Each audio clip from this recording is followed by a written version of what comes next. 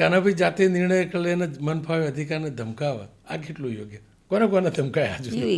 એ તો કેટલાય વિડિયા એ યોગ્ય શું કામ હોય? પ્રજા માટે હોય ને, અતિ હોય. બધા અધિકારી ખરાબ નથી હોતા, પણ આપણે ખરાબ નહીં ગણી. તમારા સેક્રેટરી જોવો ને, મેં એવા સેક્રેટરી જોયા. રાજકોટ કલેક્ટર હતા, મારો 125 વીઘાની બિન ખેતી હતી ગામ વચ્ચે, પણ બિન ખેતી મેં એવી મૂકી ત્યારે નિયમ હતા 40 ફૂટના રસ્તા, 30 ફૂટના, 50 ફૂટના રસ્તા, 35 ફૂટના રસ્તા, સાર્વજનિક બધા રોડ ઉપર મૂક્યા.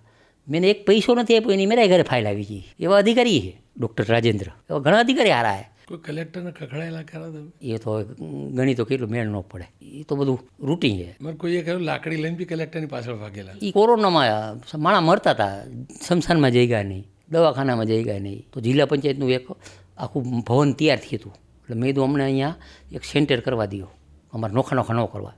એક હારે જિલ્લા પંચાયત આખું મકાન હતું, એમાં 1000 માણસનો આપણે બેડ ઊભા કરી દઈએ. તો એને મને ના પાડી કે અમારી જવાબદારી થાય આમાં માણા મરે. એટલે મેં જવાબદારી છે ને તમારા, અમે તો લખીને આપીને અમે તમને આપી દો. આવું બધું હાલતું હતું, માણા મરતા હતા, હું રહી ન આવ્યો. એમાં થોડો કડક થયો. વિજયભાઈ મુખ્યમંત્રી, બીજેથી વિજયભાઈ મને બોલાવ્યો, આવ્યા મોરબી, બોલે વાત કરી. મેં અમારો પ્રશ્ન બરોબર સાચું કર્યું કે. પણ તમે વિજયભાઈ કીધું લાકડી લઈને કલેક્ટરની પાછળ દોડે તો કીધું એમને ખબર? તો મીડિયા અને સોશિયલ અત્યારે તો આવી ગયું ને બધું.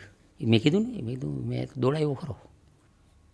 ગુનો દાખલ થતે ને જનસેવકની પાછળ ગુનો કરે તો શું વાંધો કરે ને, એનો હક છે.